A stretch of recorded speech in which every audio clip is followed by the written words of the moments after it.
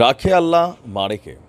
গত ৭ই অক্টোবরের পর আমার মতন অনেকেই আমরা ভাবছিলাম যে আসলে বড়জোর ১০ দিন পশ্চিমাদের সমর্থনপুষ্ট অত্যাধুনিক প্রযুক্তির লক্ষ লক্ষ সেনা, মানে আন্তর্জাতিক মানের যে ট্যাঙ্ক টুং যা আছে, এগুলো নিয়ে আমাদের বীরদের দিকে যেভাবে ধাবিত হয়েছিল নেহু একটা ঘোষণা দিছিল আমাদের বীরদের অস্তিত্ব রাখবে না।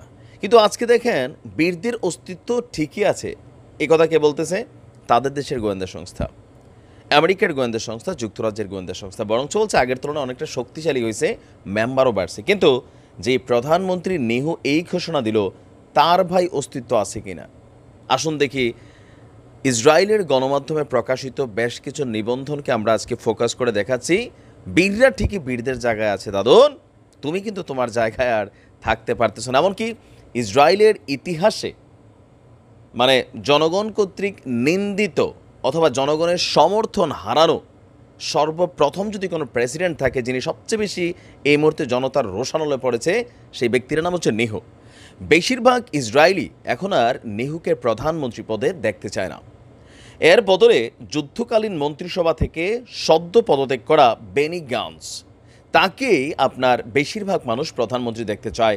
নতুন এক জরিপে এই তথ্য উঠে এসেছে। আসুন দেখি কি বলছে।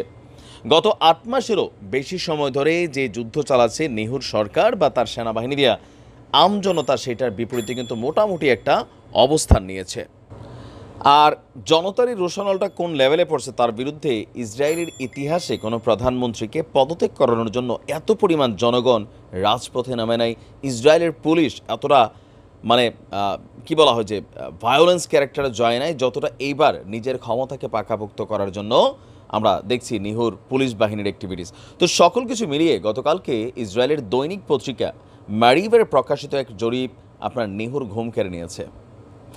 জরিপটি বলছে যে নেহুকে প্রধানমন্ত্রী পদের জন্য উপযুক্ত মনে করেন মাত্র ৩৫% ইসরায়েলি, মানে ইসরায়েলি, অর্থাৎ ৬৫% মানুষই নেহু আপনার প্রধানমন্ত্রী থাকুক এই জিনিসটা চায় না।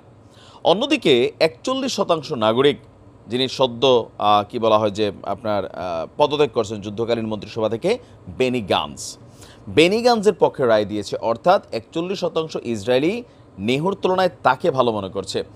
অপরদিকে আপনার আমরা যদি দেখি, গান্সের পদত্যাগের পর উল্লাস প্রকাশ করেছিল বিরোধী নেতা ইয়াইয়ার লাপিদ।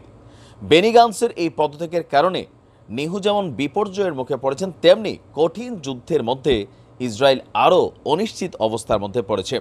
পদত্যাগের পর দেওয়া টেলিভিশনে গান্স বলছেন, নেহু আমাদের প্রকৃত বিজয়ের দিকে আসলে নিয়ে যাচ্ছে না।